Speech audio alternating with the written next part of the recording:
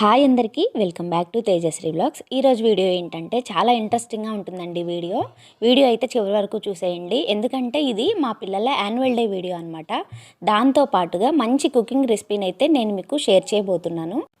ఈ వీడియోలో అయితే పిల్లల గురించి, టీచర్స్ గురించి నాకు అనిపించిన విషయాలను అయితే నేను మీకు షేర్ చేసుకోబోతున్నాను. ఎందుకు అంటే పిల్లల విషయంలో మనం ఇంట్లో ఉండి ఎంత కేర్ తీసుకుంటామో అంతకంటే ఎక్కువ కేర్ స్కూల్లో ఉన్నప్పుడు టీచర్స్ అయితే తీసుకుంటున్నారని నాకు మొన్న యాన్యువల్ డే ఫంక్షన్ చూసిన తర్వాతే అర్థమైంది. ముందుగా అయితే నేను మీకు కుకింగ్ వీడియోని అయితే షేర్ చేస్తాను, అది చూసేయండి. నేను సండే స్పెషల్గా మా ఇంట్లో అయితే పన్నీర్ మటర్ పులావ్ అయితే చేశాను. దానికోసం నేను ఇక్కడ 2 గ్లాసుల బాస్మతి రైస్ని తీసుకొని దాన్ని ఒక 2 సార్లు వాష్ చేశాను. వాష్ చేసుకున్నాక దానిలో కొన్ని వాటర్ పోసుకొని అయితే నేను ఒక 10-15 నిమిషాలు బియ్యం అయితే నానబెట్టేసుకున్నాను. నేనేంటంటే ఎప్పుడు వెజ్ పులావ్ అలా చేస్తూ ఉంటానన్నమాట. కుదిరినప్పుడు ఏదో నెలకి 1-2 సార్లు వెజ్ పులావ్ అలా చేస్తాను. మిగిలిన సండేలు మామూలుగా పప్పు, సాంబార్ అలాంటివి చేస్తూ ఉంటాను. ఇంకా ఈసారి మాత్రం ఇంకా పన్నీర్ మటర్ పులావ్ చేద్దామని చెప్పి ఇంకా మార్కెట్లో అయితే తీసుకొచ్చానమాట. ఇంక ఇక్కడ బియ్యం అయితే నానబెట్టేసుకొని పక్కన అయితే పెట్టేసుకున్నాను. దీనికోసం ఏంటంటే ఎక్కువ కూరగాయలు అయితే దీనికి అవసరం లేదు. నేనైతే మీడియం సైజ్ క్యారెట్లు ఒక 2 తీసుకొని ఇలా స్లైసెస్గా కట్ చేసుకున్నాను అనమాట, పొడవుగా. ఇలా కట్ చేసుకొని మొత్తం అయితే పక్కన పెట్టేసుకున్నాను. దీనిలో ఏంటంటే మనం కూరగాయలు వేయకుండా ఆనియన్స్, పచ్చిమిర్చి, క్యారెట్లు ఉంటే సరిపోతుంది.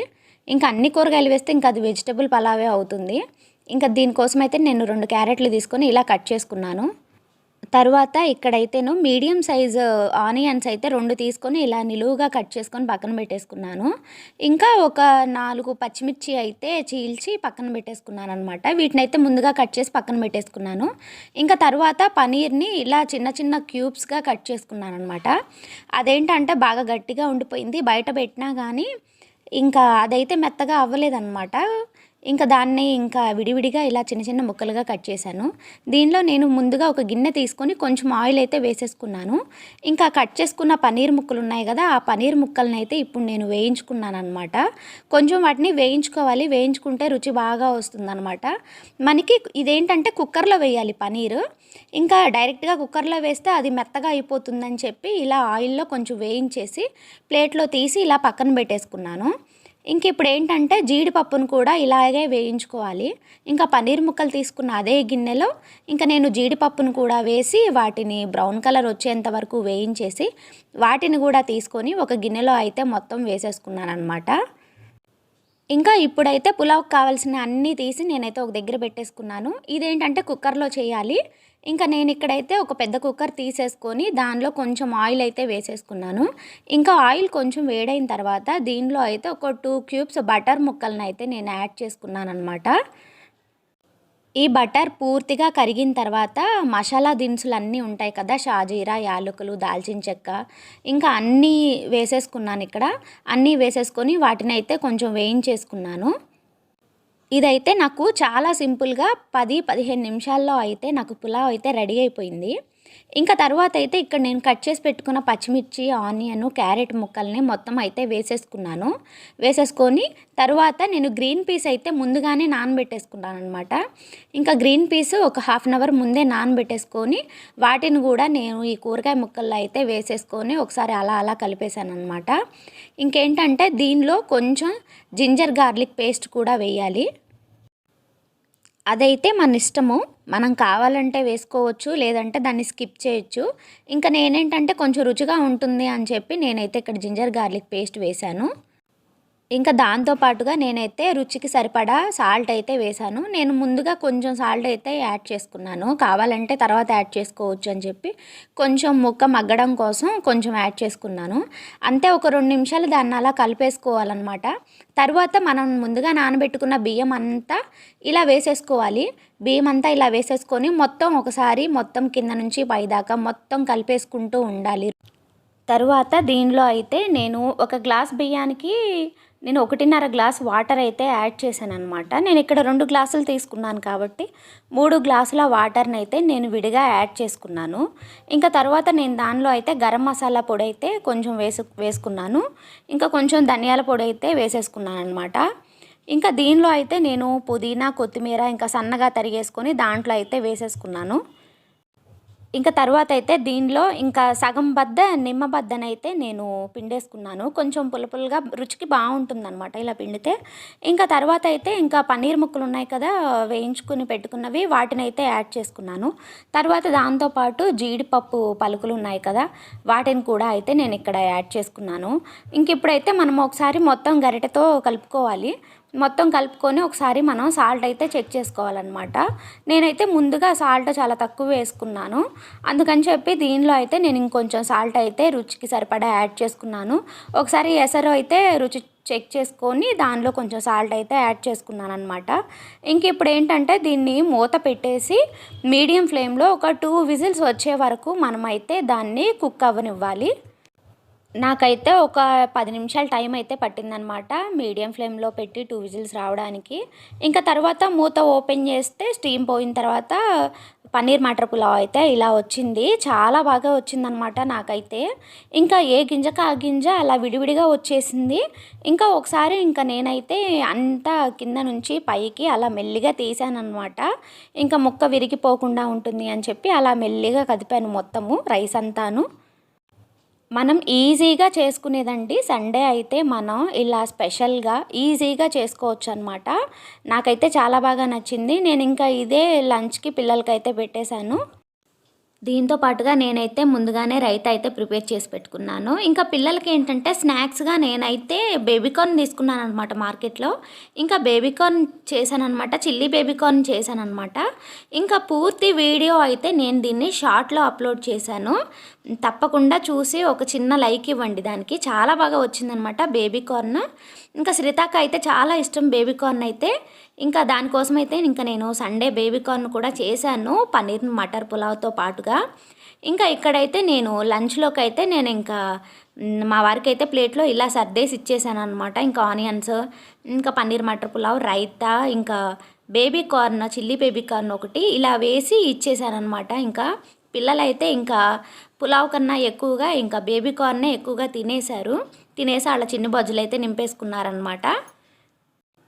ఇలా సింపుల్గా అయితే మా సండే రోజు లంచ్ అయితే ఇలా కంప్లీట్ అయిపోయింది. ఇంకేంటంటే ఫ్రైడే రోజు పిల్లలకి యాన్యువల్ డే జరిగిందని చెప్పాను కదండి. ఆ యాన్యువల్ డే వీడియోనైతే ఇప్పుడు మనం చూసేద్దాము. ఇంకా ఫ్రైడే రోజు ఈవినింగ్ 4:30కి అలా స్టార్ట్ అయిపోయిందనమాట. ఇంకా మేము ఎర్లీగానే వెళ్ళిపోయాము. ఇంకా ఏంటంటే ఇక్కడ నాకు అర్థమైంది ఏంటంటే వీళ్ళు 2 మంత్స్ ముందు నుంచే ప్రీ ప్లాన్డ్గా ఉన్నారు. ఇక్కడైతే క్లాసికల్ డ్యాన్స్తో అయితే వెల్కమ్ సాంగ్తో స్టార్ట్ చేశారనమాట. పింక్ డ్రెస్లో ఉన్నది శ్రిత. ఫస్ట్ టైం అనమాట ఇలా డ్రెస్లో శ్రిత స్టేజ్ పర్ఫార్మెన్స్ ఇవ్వడము. నాకైతే చాలా బాగా నచ్చింది. ఎందుకంటే ఆ పిల్లలందరిలో శ్రితానే అందరికన్నా చిన్నదనమాట.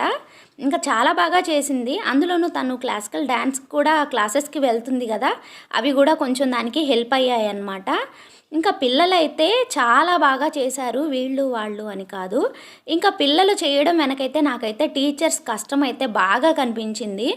ఎందుకు అంటే మనం ఒకళ్ళిద్దరి పిల్లల్ని ఇంట్లో మేనేజ్ చేయడానికే మనం తిప్పలు పడుతూ ఉంటాము. కానీ పిల్లలందరినీ ఒక తాటిపైకి తెచ్చి ఇలా ఒక్కొక్కళ్ళకి ఒక 2-3 సాంగ్స్ అయితే పెట్టారనమాట. కొంతమంది పిల్లలు డ్రామా, కొంతమంది జిమ్నాస్టిక్స్, ఇలా డ్యాన్స్లు, సాంగ్, ఎవరికి వచ్చిన టాలెంట్ని వాళ్ళు అలా స్టేజ్ మీద అయితే పెట్టేశారు. నాకైతే శ్రిత వెల్కమ్ సాంగ్ చేస్తుంది అని చెప్పింది, కానీ ఇలా డ్రెస్ వేసుకొని డ్యాన్స్ చేస్తుందని మాత్రం నాకు తెలీదు. 4 సాంగ్స్లో ఉన్నానని చెప్పింది. ఒకటి సాంగ్, ఒకటైతే కరాటేది పిరమిడ్ అని చెప్పింది, ఇంకొకటి క్లాస్ ఇలా డ్యాన్స్ అని చెప్పింది, ఇంకొకటి ఏంటంటే బటర్ఫ్లై సాంగ్ అని చెప్పింది. ఇంకా ఇక్కడైతే ఏంటంటే మా సిద్ధుగాడి పర్ఫార్మెన్స్ అనమాట. ఇంట్లో అయితే పిల్లిలాగా ఉంటాడు మా సిద్ధు, స్కూల్లో అయితే ఇలా పులైపోతాడు. ఎందుకంటే వాడు ఆ రోజు నేను ఎక్స్పెక్ట్ చేయలేదు, నేనే కాదు ఎవరమో ఎక్స్పెక్ట్ చేయలేదు మా ఇంట్లో సిద్ధుగాడు అంత బాగా డ్యాన్స్ చేస్తాడు అని. ఎప్పుడు శ్రితానే డ్యాన్స్ ఎక్కువ బాగా చేస్తూ ఉంటుందన్నమాట ఇంట్లో. శ్రిత డ్యాన్స్ మాకు ఎప్పుడు తెలిసిందే, మాకు అలవాటైపోయింది, అది చాలా బాగా చేస్తుంది. కానీ సిద్ధుగాడికి కూడా డ్యాన్స్ మీద ఇంత ఇంట్రెస్ట్ ఉంది అని అయితే నాకు ఆ రోజే అర్థమైంది. ఎందుకంటే వాడు ఇంట్లో డ్యాన్స్ చేస్తూనే ఉంటాడు, సాంగ్స్ పెట్టుకొని చేస్తూనే ఉంటాడు. ఏదో క్యాజువల్గా అలా పిల్లలందరూ మామూలుగానే చేస్తూ ఉంటారు కదా అని చెప్పి అనుకున్నాను. కానీ వాడు ఏంటంటే మొత్తం ఇంట్రెస్ట్ అంతా పెట్టి చేశాడు. ఇంకోటి ఏంటంటే వాడు సాంగ్స్ అన్నీ పాడుతూనే డ్యాన్స్ చేస్తూ ఉన్నాడనమాట. లిప్ మూమెంట్ అయితే చాలా బాగా ఇచ్చాడు. వీడనే కాదు, అక్కడ డ్యాన్స్ చేసిన ప్రతి ఒక్క పిల్లలు చాలా బాగా చేశారనమాట. ఎందుకంటే సిద్ధు గురించి నాకు తెలుస్తుంది, ఇంట్లో ఎలా ఉంటాడు బయట ఎలా ఉంటాడని. కానీ మిగతా పిల్లల గురించి నాకు అంతగా తెలియదు కదా. స్టేజ్ పర్ఫార్మెన్స్ మాత్రమే నేను చూశాను కాబట్టి అలా చెప్తున్నాను.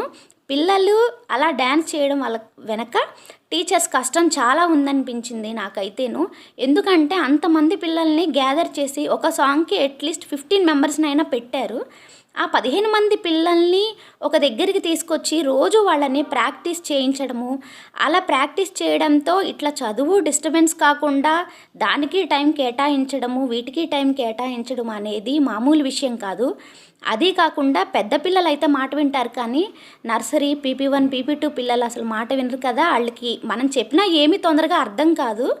కానీ అలాంటి పిల్లలతో కూడా వీళ్ళు ఇలా స్టేజ్ పర్ఫార్మెన్స్ ఇప్పించారంటే నాకైతే చాలా బాగా హ్యాపీ అనిపించింది.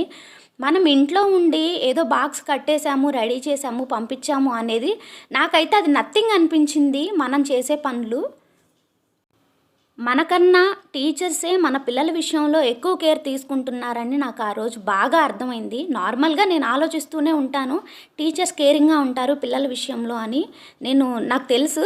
కానీ పిల్లల టాలెంట్ని కూడా ఇలా బయటికి తీయాలి అని చెప్పి ఒక్కొక్కళ్ళకి ఒక సాంగ్ కాదండి, ప్రతి ఒక్క పిల్లాడికి కనీసం 2 పాటల్లో ఛాన్స్ ఇచ్చారనమాట డ్యాన్స్ చేయడానికి. ఎవరికి ఏ టాలెంట్ ఉందో ఆ టాలెంట్ అంతా పిల్లలు బయట పెట్టేశారనమాట ఇక్కడ. నాకైతే స్పెషల్గా ఏంటంటే నేనైతే టీచర్స్ అందరికీ చాలా చాలా థ్యాంక్స్ అని చెప్పాలి. ఎందుకంటే మాకు మా పిల్లల్ని ఇలా కొత్తగా చూయించినందుకు చాలా చాలా థ్యాంక్స్ అనే చెప్పాలన్నమాట ఇక్కడ. ఇలాంటి ప్రోగ్రామ్స్ అన్నీ పిల్లల కోసం ఇలా కండక్ట్ చేస్తున్నందుకు మేనేజ్మెంట్ అందరికీ చాలా చాలా థ్యాంక్స్ అని చెప్పాలనిపించింది నాకు ఈ వీడియో రూపంలో. ఎందుకు అంటే మనం పిల్లల్ని మామూలుగా ఇంట్లో డ్యాన్స్ చెయ్యి, పాట పాడు అంటే పిల్లలు ఖచ్చితంగా పాడరు. ఎందుకంటే వాళ్ళకి ఆ టైంకి మూడ్ ఉండాలి.